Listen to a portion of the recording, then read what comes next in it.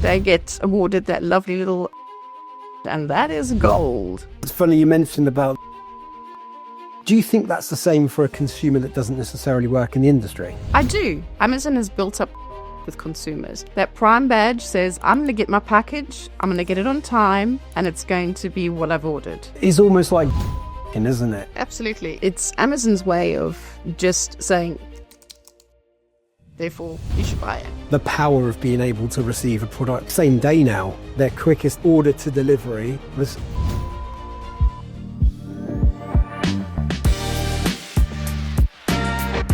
Hello and welcome to the next episode of the Seller's Journey podcast. Today, I'm delighted to introduce Amanda Smith, who is Head of Amazon from Horizon Marketing. Welcome along, Amanda. It's great to have you. Thank you so much, and for inviting me today. It's a pleasure to be here. Great. Yeah, I'm really looking forward to kind of getting into this conversation. Before we do that, do you just want to kind of give us a bit of an overview about you, yourself, your role at Horizon, and your experience in Amazon in the past? Yeah, sure. So I'm the head of Amazon at Horizon Marketing. So what does that look like? I basically oversee a team of circa around 70 people that we have on the team. They cover all the three pillars of Amazon, actually five, I would say, of Amazon, covering SEO, PPC, ACS. We have also account management, and we have our technical team.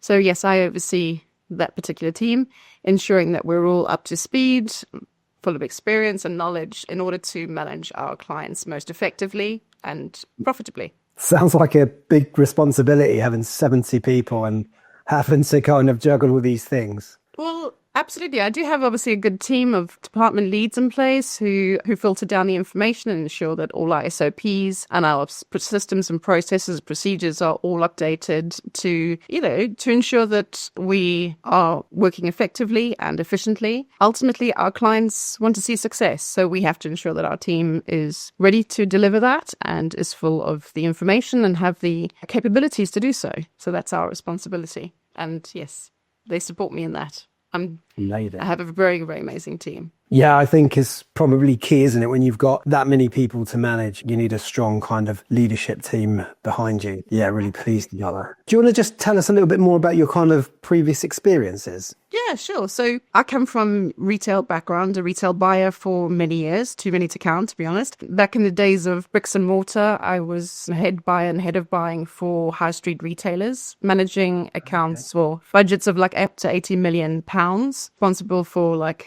2,000 SKUs, that type of thing. So I'm used to a very meaty role, as you can tell. And then when bricks and mortar started to ebb away and we were seeing more of e-commerce, I took the transition to move more towards e-commerce and to take my transferable skills from product management and buying and actually go on the other side of the table into a role which it really suits me in terms of client services management. So I can relate to their needs, I can relate to their profitability needs, their NAM, etc., etc. So I just found myself a really good niche that's really suited to me, and I've evolved in that role and, well, started first of all from a Google-based e-commerce company and then transitioned into Amazon about, nearly 10 years ago. And I've watched all kinds of different updates, changes, the experience behind me. And now I'm able to lead a team and support them in their journey as well. Wow. Sounds like some incredible experiences. I know before I moved into the agency environment, I spent many years in the distribution world, always as Amazon. I started my Amazon journey in brand and then moved into distribution. But there was always a little bit of tension between the kind of retail guys and the online guys. Did you find the same? And like, what made you kind of go from one side to the other? In a nutshell, I'm a bit of a data junkie. I love data and I enjoy working with it. Spreadsheets don't faze me. I have a mug that says I love spreadsheets. I'm not one of those people. I'm just a geek when it comes to the numbers, because in order to deliver the best sales for any product, you need to know your market, your demographic. You need to know what your consumer wants. So I can get that from trends. I can see like background information there. But with e-commerce, it's a much quicker reaction that you can get the data and you can actually see what the reaction is and then you can pull different levers to, perhaps the price is too high. Okay, so let's offer this. So, you can adapt it. It's not like the old days where the product came in, it's ticketed with a price, it has to stay at that price. And if it doesn't sell at that price, you have to mark it down and move on. No, it's far more agile. Yeah, I found the e-commerce side just more exciting, to be honest. We're more dynamic. So working in retail we were definitely omni-channel. So we had retail, we had as well as e-commerce. When we started it was still quite a small percentage of the sales. And, bricks and mortar stores was predominantly the bigger share of the total sales. But then as we moved towards like 2000, well, especially with COVID and the pandemic hit, it just went, we don't need to talk about this, or with the pandemic, the sales just went up overnight and everybody was buying like crazy because we didn't have to pay for petrol. We didn't have to pay to go anywhere. It was great. And we needed stuff. We needed more food. We needed more things because we were all at home. So that became a fascinating activity and you could actually see the trends and the products that were taking off. It was amazing. So going back to it, that's pretty much where I started to really succeed within Amazon because it took off as a platform. I've worked in eBay, I've worked in other platforms before, but nothing is as exciting or as dynamic as Amazon. Other platforms are quite clunky, they're still quite small as a percentage of the market share. But Amazon's my favorite. Yeah, I mean, we've definitely got something in common with the kind of data element. I think that is really what kind of drew me into the Amazon world and made me really want to kind of hone in on that as my career. I was really lucky. In fact, I'd worked in banking for like 10 years before I made the step into the Amazon world. And I'd kind of found my way out of banking, if that makes sense. I'd kind of done a bit of mortgage advice and then kind of moved into commercial, and the business unit that I was working in was kind of getting ready to close down and move to a different region. So I just didn't want to stay in there. I got really lucky and went into a brand as a kind of junior Amazon account manager. I do remember my first few weeks there and just being like, as you mentioned, the levers that you can pull and the response that you get from them, it's almost addictive, isn't it? It is. Oh, definitely addictive. Much, When you talk about the distribution, I worked in distribution for a while in gaming, and that was pre-pandemic and just before. Yes, there's definitely a retail and e-commerce divide for sure. It's almost a bit of a jealousy because the online side was growing much faster. But yes, that's when the addiction started, I have to say. It hasn't stopped.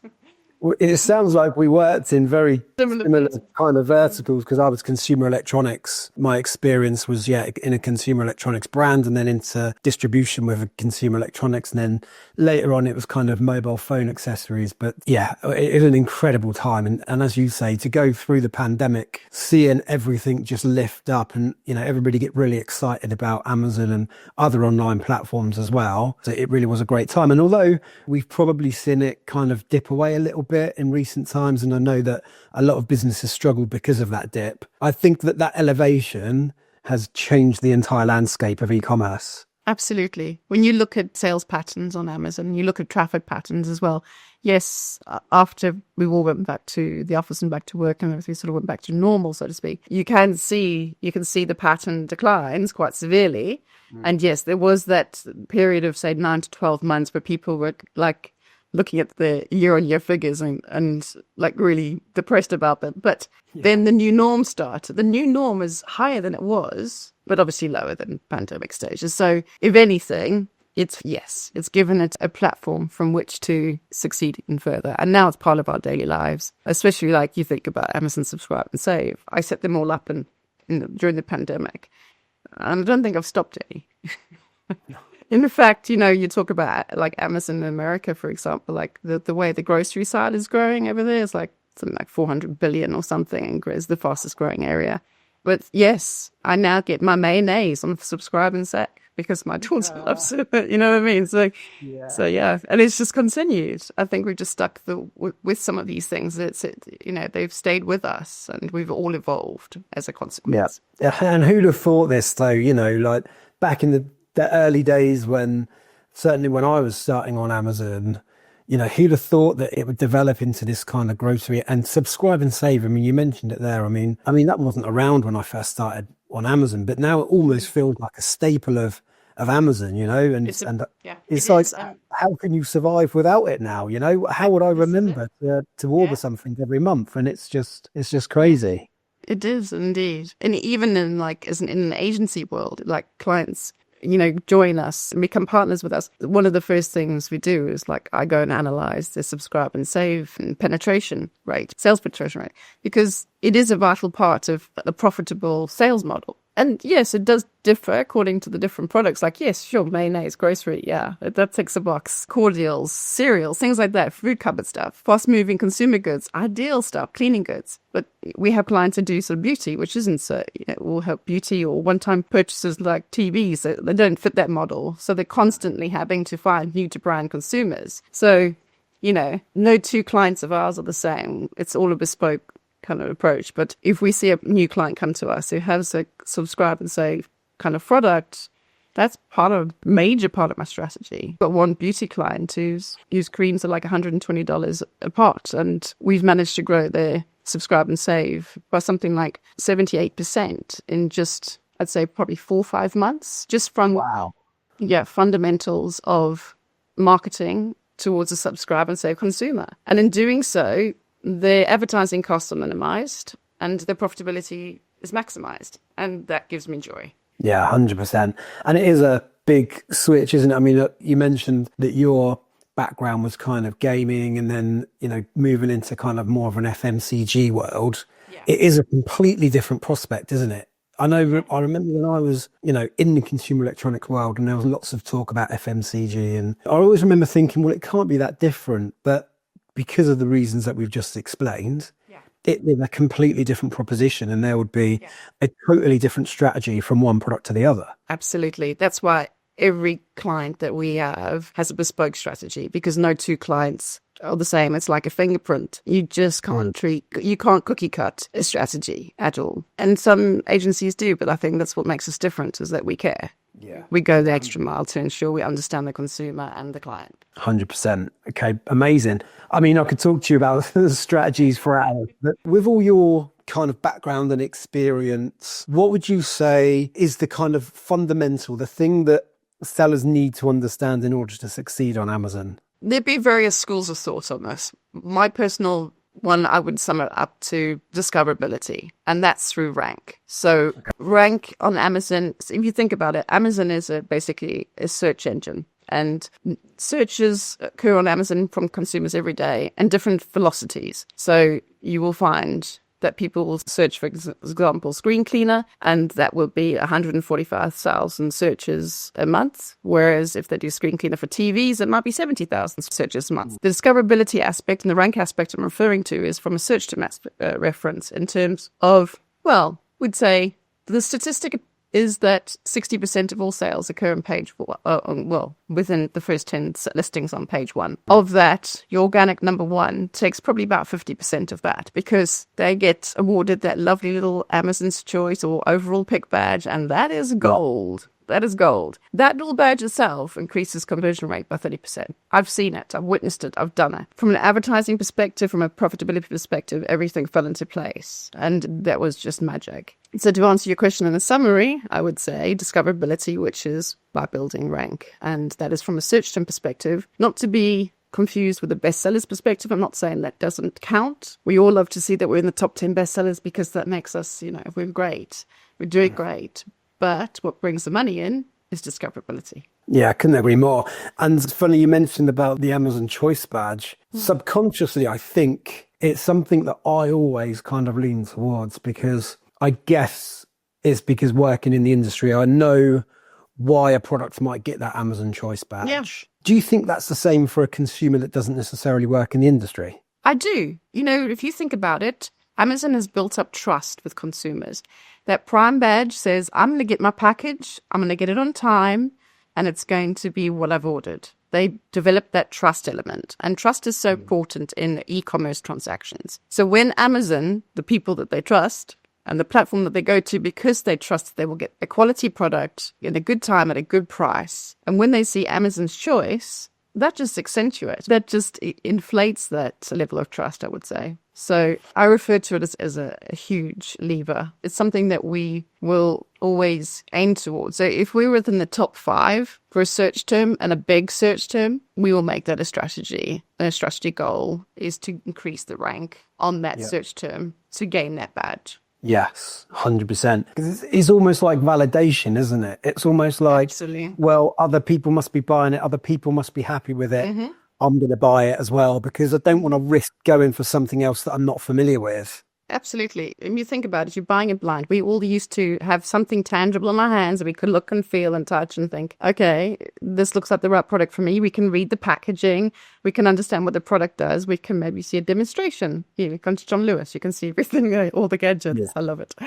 But I will always go home and double check the price on Amazon because I trust that Amazon will ensure that pricing is right because they monitor that. So yes, that badge certainly validates for me, especially. And it's awarded for certain different search terms, whether there's like 400 searches on that search term or whether there's 400,000. It's awarded if it meets the criteria and it's feeding the Amazon algorithm, or some people refer to as the flywheel, which basically helps build rank. When you talk about the Amazon Choice Badge, that's usually awarded because the algorithm is being fed with all the good stuff. And it's decided, the algorithm has decided that consumers like this product. They're engaging with this product. The conversion rate is high. The price is good. It's Amazon's way of just saying, we validate this product. Therefore, you should buy it. Yeah, and as you say, it's so valuable. And when you've actually got that badge, we see, in the past, you've seen sales numbers increase dramatically when that badge is applied. And as you say, it's, I guess,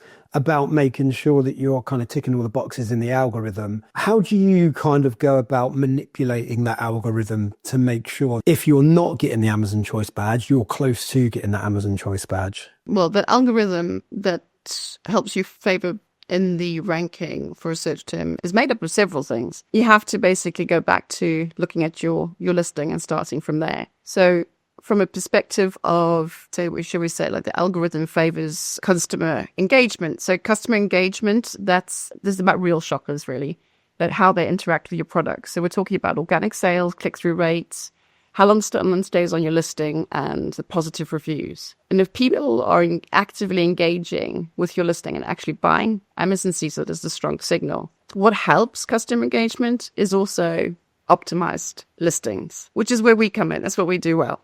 We will SEO optimize a listing, ensuring that a shopper is informed about what the product does, why they want to buy it, and the bullet points will demonstrate exactly what the product will do and what its compatibilities are. That's where the attributes come in as well. From a creative perspective, we find that titles and bullets are there for the algorithm. We feed the algorithm with the right keywords so that it actually knows where to categorize this product and, who to present a product to from searches. With the creative element is what people are actually making buying decisions from. So we're finding that, and through A/B testing, we will create new main images for, say, new clients come on board. We will have new images created. The emphasis is on the main image because that is your click-through rate. That's what I'm talking about, the consumer engagement. That main image is saying, what does this product do? It's delivering visual communication that you want to engage with. Then when you look at the rest of the image decks, the thumbnails that we create, we're delivering product information that gives the consumers reasons to buy and also explanations on how it works, why they want to buy it.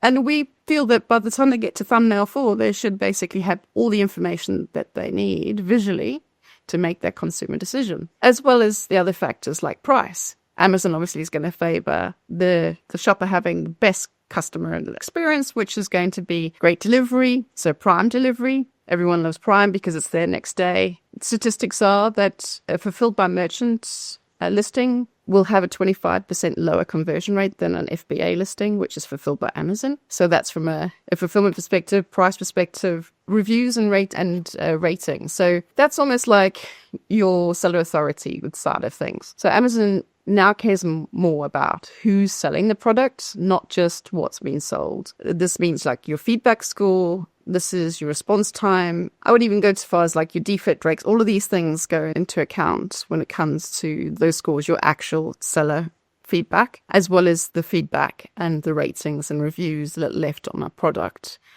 listing page. I think those are the fundamental ones. Like we go into brand stories. We find those very beneficial for cross-selling, which then also is creating more engagement with the shoppers. So Amazon is recording all this. How long is this are shoppers engaging with this listing?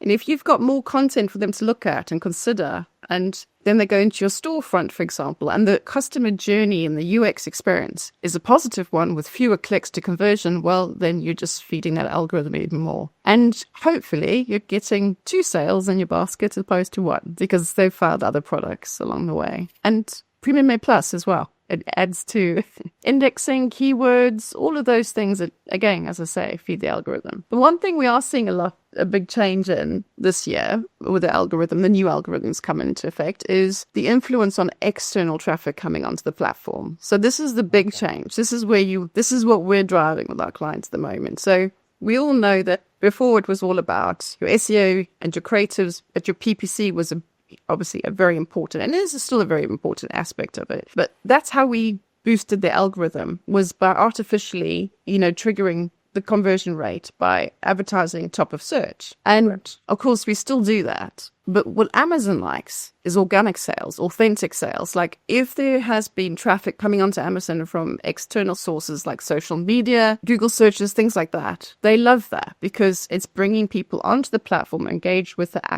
with Amazon itself and become regular customers. That's the new update. There's several ways you can do that on Amazon now, and they make it quite easy to do that. And also, they do reward the sellers in doing so because it boosts your rank. And obviously, as we know, boosting your rank, getting to that number 1, having that little golden badge, it's all part of the process. So if anybody has strong social media presence or has Instagram as influencers, it's gold. And you just need to connect it with Amazon and reap the benefits. Yeah, super interesting. I like what you say about the kind of how Amazon rewards organic traffic. So I'm guessing then, does that change much from a PPC perspective? Because everybody, wants to use PPC as a vital part of growing your Amazon business. Should we now be looking at PPC as a support to drive organic sales, or should it remain, as it always has been, like a straightforward kind of add to sale ratio? I think it needs to evolve. The add to sale ratio that we've historically seen will ebb away in the future, because the way that Amazon, as I say, is like favoring sellers with boosting their rank from that additional traffic coming onto the platform is something that they promote through their advertising campaign types that they offer. So they've done some updates, and it's off Amazon advertising. DSP, demand side platform advertising, is another one where that occurs with sponsored display occurring on other platforms and with other retailers, etc. And it's like little crumbs which bring consumers in to engage. They're very clever with that, especially because we've now got this demographic-based advertising, which is exactly what you want. So people in the market to buy products, say, for example, if somebody's bought dog food, there he is, you own a dog. If you own a dog, the demographic is apparently, if you own a dog, you generally drive a big car. And if you drive a car, you're interested in car products. You generally have a family. You have a certain age. Therefore, so it just leads to a much bigger consumerism survey or base that you can actually feed upon. So from a data perspective, if we talk about the funnel all the time, the sales funnel on Amazon is key to it. So obviously demand side platform and anything external is top of funnel stuff. So the relevancy is low, but the probability is low. But obviously, as you know, the further down the funnel towards conversion, the higher the relevancy, the higher the probability. And it's about finding those odd couple of people in the top of funnel to bring them into the remaining on the funnel. The only way to come off of Amazon and advertise is to find them, because we constantly need new to brand consumers, especially for the guys who don't have a great subscribe and save market. Their product just isn't suitable for it. I'll say televisions, Amazon is going to be soon doing furniture at this rate, but but yeah, the ideal scenario. From a seller's perspective, let's say that I'm newish seller on Amazon and I'm kind of struggling and I found a bit of a plateau. And I've come to realize that some of my products aren't ranking as well as they should be. Perhaps I could push them up the first page a little bit higher. What would be your kind of go-to strategy specifically for increasing your exposure under Amazon's algorithm? Okay, let's go back to that particular seller's new, and you say should be. That's always an expectation of a client that they feel it should be. When we dive deeper into analysis and competitor comparisons, it always becomes quite obvious why. So the first protocol that's going to differentiate you between your competitors is your price. I'm not saying that everybody has to be the cheapest. Everybody has an entry, a mid, and an exit price point strategy for every product, and I believe in that, and I think it's the best way to have a pricing architecture within any business. However, you need to look at the digital shelf. If I'm going to do, say for instance, that the client is running ads presenting on a search term and the lineup, they're at $30 or £30 and the rest of shelf are at $9.99, that's going to be a very difficult conversion. Yeah. There's going to have to be like reasons why this is £30 or $30 compared to the rest of shelf. So yes, look at your price. Ratings, reviews. My colleague Bianca, she refers to a poor review as silent assassin of sales. And I love that terminology. Yeah, that's really cool. Yeah, I love that because it's so true. You know, Amazon also have some of these badges, a frequently returned badge now as well. Another one that's a silent assassin. But rightfully so, they're making their consumers aware. And these are the account health things that we do look for to ensure that to actually pivot away from listings or rectify listings that have got some history behind them that would be deterring new consumers. So we don't want to send traffic to a listing that isn't optimized, isn't highly relevant, isn't giving great reviews. Ultimately, we know that Amazon want to build, they will give rank and they will build discoverability from rank from those aspects. So like reviews, those are valid sales that have occurred. I would look to those and actually suggest to the client that there is a fundamental issue with the product or not. If the reviews are great, then we can build on that. If there's low review count, we will also try different levers. So there's a Vine review program, for example. If there's no reviews, videos are great for engagement as well. How does the product work? Where does it work? That sort of thing. We need to have basically a main image, 5 thumbnails, a video, that's a basic minimum, brand story, Premium A Plus, with a comparison table. And we would, if it's not already present and highly optimized with SEO and indexed and backing keywords, etc., then we would go through the optimization process first before we start delivering that listing with expansions and with aggression and velocity to the consumer. Yeah, I mean, it's a huge topic, isn't it? Like, I think we could probably spend hours talking about the different elements of the Amazon algorithm and how you can manipulate it, because I guess it is the main driver, isn't it, to succeed on Amazon, right? I mean, you've got... Absolutely. You need a good PPC campaign. Definitely. It's all about getting, top of search and getting your product into the hands of your customers is essentially what the algorithm does. And by learning how to kind of manipulate that algorithm, you've got almost like an endless toolbox of, things that you can use to try and, pull those levers in order to get... Absolutely. And notwithstanding, also vital is fulfillment, I would say. Yeah. If a client comes to us and they're fulfilling themselves, yeah, that's the first thing we're going to want to test out. And that could be remote or that could be through actual FBA. Just wanted to add that caveat in there because it's such a key one. 100%, couldn't end off today without that. No, 100%. And I think it, is probably one of the things that's overlooked a little bit. The power of being able to receive a product, same day now. It's so powerful.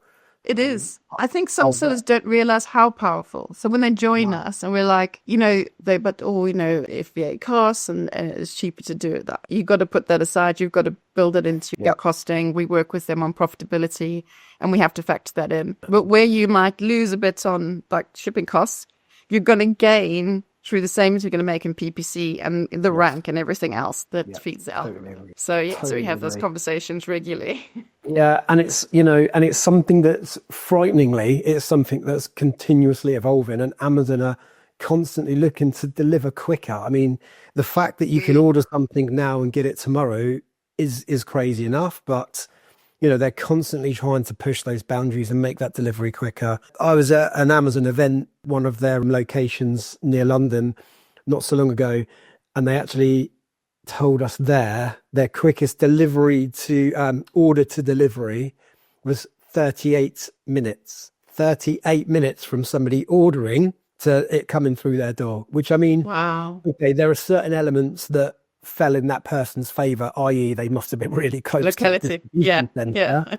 It just highlights the processes that Amazon have got in place in their fulfillment centers is absolutely crazy. And if they can get, I mean, what other fulfillment center do you know that can get an order in and get it out the door within 38 minutes, let alone get it onto a truck and deliver it? It's just frightening. So It is. But I totally agree. But also, if you think about, the reliability on the postal services, US and UK, it's just not worth taking the risk. No. It costs you in the long run. Costs you in the long run. That's all. Yes, definitely. Definitely. Yeah. I mean, as I mentioned before, we could talk for hours about A9 algorithm. Obviously, we've got our school community, which is a free tool for Amazon sellers. Within that community, we've got lots of different educational pieces that are going to help sellers to sell more. Essentially, there's continual learning, there's knowledge sharing, and all of this kind of stuff as well. So it's a really valuable tool. As I mentioned, free of charge. There's no fee for it right now. And if you join now, you'll get that free for life. So if we did decide to start charging for it, it wouldn't apply to you if you've already signed up. Within that community, what I'm going to do off the back of this conversation is I'm going to go and find our guides on Amazon A9 algorithm. I know that we've got quite a few out there because I've seen them, and we'll make sure that we put all of that information into the school community. So if you want to learn more about the Amazon algorithm, please go to the description, click in the link, sign up to our school community, and within there'll be all of the information that Amanda and I have just been talking about that we could continue talking about for another couple of hours, but we better not because we both got meetings to do. Yes, absolutely. I have clients to speak to. It's been amazing talking to you, Amanda. I really appreciate you taking the time out your day. I know you're super busy. Yeah, it's really good of you just to chat to me about all of this stuff, and super informative as well. I feel like I've learned a little bit from you today already. I really hope everybody else gets a little bit from that as well. I hope so. But thank you so much for inviting me. I've thoroughly enjoyed it, actually. It's a nice difference out of my day is actually, sometimes we just forget what we've got stored up here. And it's just nice to talk about it and share that information, because if it can help someone in the school community to grow their sales or to help optimize their listings and to learn more about the algorithm and how to be successful on Amazon, then a well invested time allocation for the day. So thank you so much. Yeah, 100%. No, I really appreciate it. And like you say, it's really good just to have these conversations and share all of that knowledge that you've built up over the years. So yeah, thanks again. And we'll see you next time on the next episode. Thank you so much.